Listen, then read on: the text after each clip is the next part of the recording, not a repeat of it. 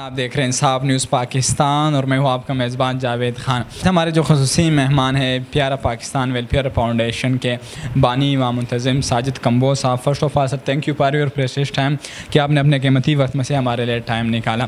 ناظرین، انہوں نے کم عمری میں فلاح و بہبود کے لیے عوامی خدمت کے حوالے سے خدمت خلق کے لیے جو اقدامات کیے ہیں وہ کسی سے ڈکے چھپے نہیں ہیں.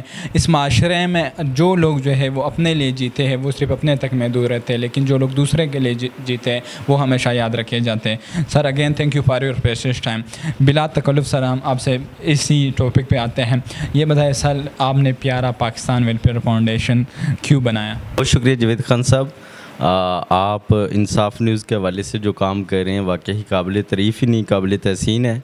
اور میرا نام ساجد کمبو ہے اور 2008 میں نے پیارا پاکستان ویلفیئر سوسائٹی جو ہے اس کا سنگ بنیاد رکھا ہم نے.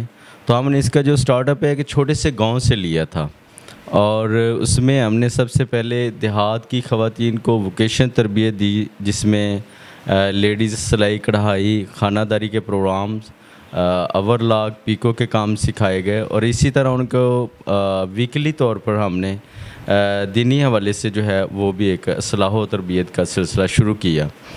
تو اس کو شروع کیے ہوئے اب 2008 سے لے کے یہ 2023 چل رہا ہے.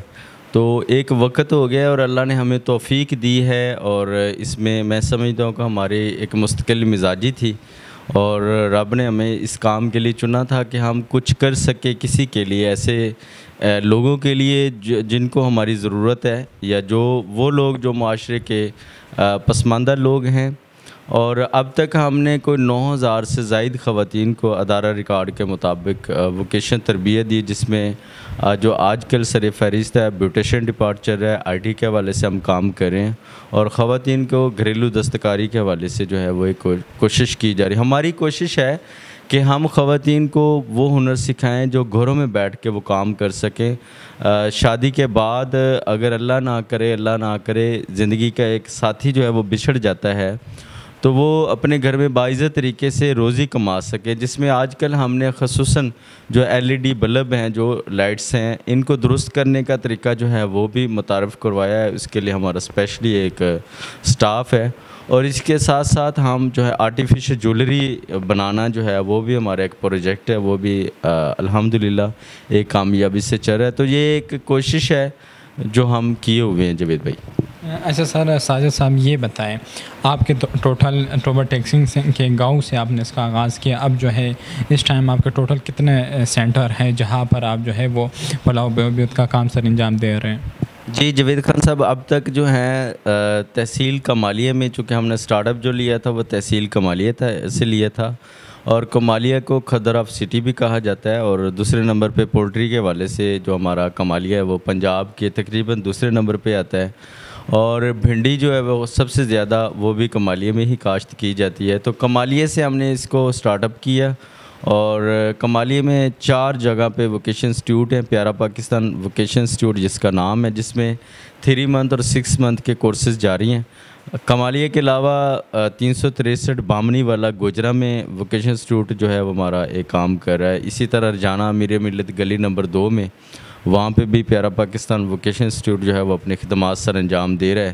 اسی طرح ووکیشن انسٹیٹیوٹس کے علاوہ ہم نے اب تک الحمدللہ کوئی 263 جو ہیں وہ فری ایک کیمپس لگائے ہیں، جس میں ہماری ایک اسپیشلی ٹیم ہے جو وہ ایریا سلیکٹ کرتی ہے. ہمارے حلقہ احباب سے ایک رابطے ہیں، وہاں پہ ہم یہ کرتے ہیں کہ ہمارے ایک میزبان ہوتا ہے، وہ ہمیں وہاں پہ بیٹھنے کی سہولیات جو ہوتی ہیں وہ میسر کرتا ہے اور اعلانات وغیرہ کرواتا ہے. تو وہاں پہ اس دوست کے ہاں جو گیدرنگ ہوتی ہے ان کو ہم یہ کرتے ہیں کہ free check up, free medicine اور فری آپریشن کی سہولت دیتے ہیں. تو یہ بھی ایک اچھی کوشش ہے. اور ووکیشن انسٹیٹیوٹس کے حوالے سے جہاں تک جاوید خان صاحب آپ کا سوال ہے، تو یہ ہمارے کچھ 6 جگہ پہ ابھی موجودہ جو ہیں ووکیشن انسٹیٹیوٹ چل رہے ہیں. سر آپ کے ساتھ اس تنظیم میں کتنے جو ہے وہ ممبران ہیں جو آپ کے ساتھ شانہ بشانہ کڑے ہیں اور اس میں خدمات سر انجام دے رہے ہیں؟ جی جاوید خان صاحب، اس میں ہمارے 64 جو ہیں وہ سوشل میڈیا ٹیم کے ممبرز ہیں، اور رجسٹریشن ٹیم کے لیے 36 ممبرز ہوتے ہیں وہ ہیں، اور 960 ہیں جو وہ ہمارے پیارا پاکستان یوتھ پارلیمنٹ کے ممبرز ہیں جو ہمارے پاس رجسٹرڈ ہیں۔ تو اسی طرح کئی دوست آتے ہیں، اور کئی دوست جو ہیں وہ اپنی مصروفیت کی بنا پر آؤٹ آف کنٹری چلے گئے یا کوئی ان کی معاملات بن گئے، لیکن ہمارے ساتھ اٹیچ رہتے ہیں۔ تو ہماری ٹوٹلی ٹیم اگر کاؤنٹ کی جائے تو کم و بیش جو ہے وہ 2000 پلس ہے جو ہمارے ساتھ دوست ایڈ ہیں۔ اور سب سے بڑی خوبصورتی یہ ہے کہ آج تک ہم نے کسی ممبر سے، کسی دوست سے فنڈ ریزنگ نہیں کیا۔ ہم جو کریں وہ ایک سیلف میڈ سسٹم ہے کہ ہمارے 4 سے 5 دوست ہیں، وہ ہمارے ساتھ ڈاکٹرز ہیں، بزنس مین ہیں، جو ایک ہم سالانہ بجٹ بناتے ہیں مل کے۔ اس لمٹ میں رہتے ہوئے ہم جو کچھ کر سکتے ہیں سو وہ ہم کوشش کرتے ہیں کہ وہ ہم کام کریں۔ اور آج کل ہم نے جو سلسلہ شروع کیا ہے پیارا پاکستان یوتھ پارلیمنٹ کے حوالہ سے، اسی میں سے ایک دوست ہیں جنہوں نے اس کو ہیڈ کر رہے ہیں۔ اسپیشلی ہم بلڈ ڈونیشن کا کام کر رہے ہیں۔ ہم نے ہاسپٹلز میں جا کے کمپین کی ہے، وہاں پہ بتایا کہ اگر کسی کو ڈیزرو پرسن ان کو بلڈ کی ضرورت ہو تو وہ ہم سے رابطہ کریں، انشاءاللہ ہم ان کو بلڈ ارینج کر کے دیں گے۔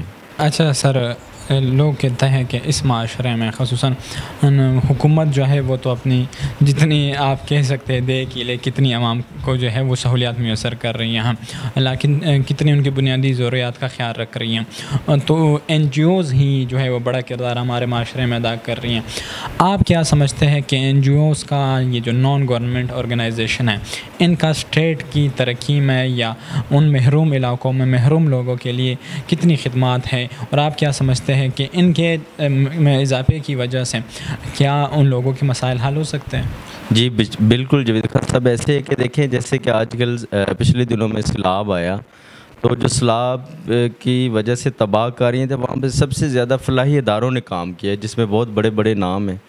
تو ایمبولینس سروسز دے رہے ہیں، وہاں پہ لوگوں کو گھر بنا کے دیے ہیں، بہت سارے مخیر حضرات ہیں۔ تو اس میں گورنمنٹ کو بھی یہ چاہیے کہ این جی اوز کی سرپرستی کرے، جو گراس لیول کے این جی اوز ہیں جن کو اکاموڈیٹ کرنا چاہیے، اور ان کو چھوٹے چھوٹے پروجیکٹ دیے جائیں کہ وہ اس پہ کام کریں اور ان نوجوانوں کی حوصلہ افزائی کریں تاکہ وہ معاشرے میں آگے بڑھیں۔ اور اسی طرح deputy district social welfare officer صاحب ہوتے ہیں ہر ڈسٹرکٹ میں، تو ان کو بھی چاہیے کہ جو نئے نوجوان ہیں وہ این جی اوز کی شکل میں ایک ادارہ بنانا چاہتے ہیں، اپنی خدمات دینا چاہتے ہیں، چونکہ یہ لوگ والنٹیئر ہوتے ہیں، اس میں اس کے کوئی پیبل نہیں ہوتا۔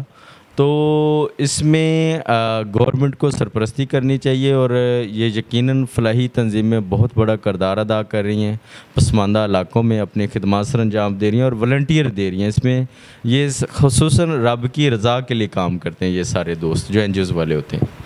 اچھا سر، این جی اوز کے جتنے بھی بہت سے این جی اوز شاید سینکڑوں یا ہزاروں این جی اوز اس ملک میں اسٹیٹ میں اپنی خدمات سر انجام دے رہے ہوں گے، یہ بتائیں سر ان کی بھی کوئی ٹریننگ ہوتی ہے، کوئی ورکشاپ ہوتی ہے، کوئی تربیت ہوتی ہے؟ پہلے تربیت لینی پڑتی ہے، پھر جا کے جو ہے وہ ایک این جی او کی بنیاد رکھنی پڑتی ہے، پھر اس کی باقاعدہ کوئی رجسٹریشن ہوتے ہیں، یا بس آپ کے دل میں ایک خیال آئے اور آپ جا کے ادارہ بنا سکتے ہیں؟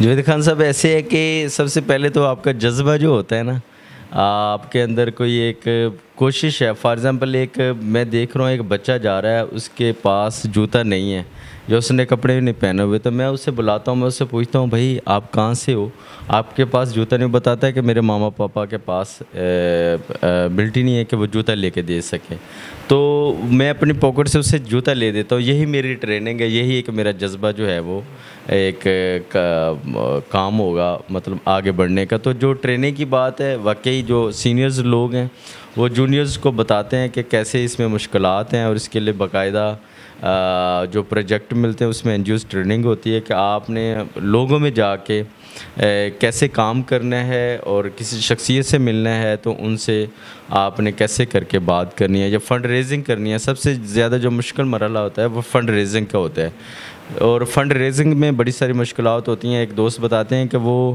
ایک مدرسے کے لیے کسی دوست کے مل آنر کے پاس گئے ہیں، تو 3 گھنٹے بٹھانے کے بعد اس بندے نے 50 روپے اس کو دیے ہیں۔ تو اسے محسوس کریں کہ وہ جو ہے اس کا ایک جذبہ کیا تھا اور کیا امید لے کے گئے۔ بہرحال وہ اس کے 50 روپے بھی کافی ہیں، وہ تو رب کی رضا کے لیے ہیں اور اللہ کی ذات ہی قبول کرنے والی ہے۔ تو بتانے کا مقصد یہ ہے کہ اس میں خصوصاً فنڈ ریزنگ میں مشکلات ہوتی ہیں، اور اس کے علاوہ بھی کافی معاملات ہیں جن میں مشکلات ہوتی ہیں اداروں کو۔ تو یہ سلسلہ ہے، اور ٹریننگ کو باقاعدہ سے practically deputy district social welfare officer کی طرف سے کوئی خاص نہیں ہے میرے علم میں۔ اچھا سر، یہ بتائیں نئے نوجوان جو نئی نسل کے نوجوان ہیں وہ جو ہے وہ معاشرتی برائیوں کا شکار ہو رہے ہیں۔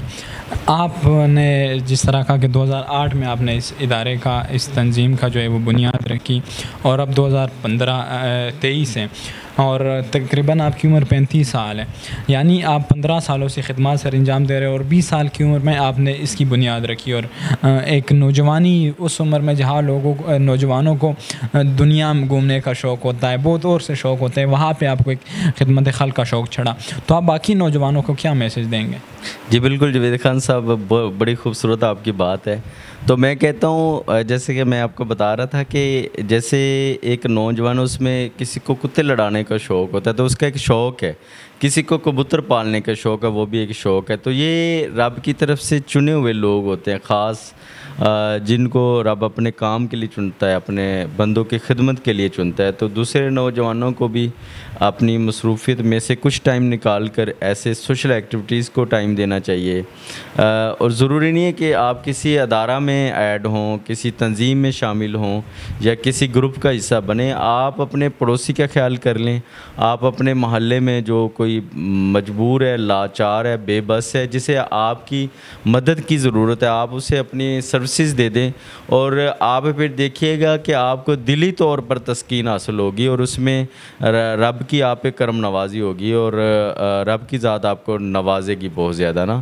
تو دوسری بات یہ ہے کہ نوجوانوں کے لیے جو کوششیں ہیں ہماری، کہ ہم نے آگاہی مہم سٹارٹ کی ہوئی ہے کہ نشہ سے بچا جائے، نشہ موت ہے، اور نشئی جو ہے وہ ایک ناسور ہے معاشرے کا۔ تو اس طرح ہماری معلوماتی مہم بھی جاری ہیں، سوشل میڈیا سیلز پہ بھی، گروپس میں بھی۔ تو یہ ایک سلسلہ جو ہے جاوید خان صاحب جاری ہے۔ تھینک یو ناظرین، یہ تھے پیارا پاکستان ویلفیئر فاؤنڈیشن کے بانی و منتظم ساجد کمبو صاحب، انہوں نے اپنا قیمتی ٹائم ہمیں نکالا۔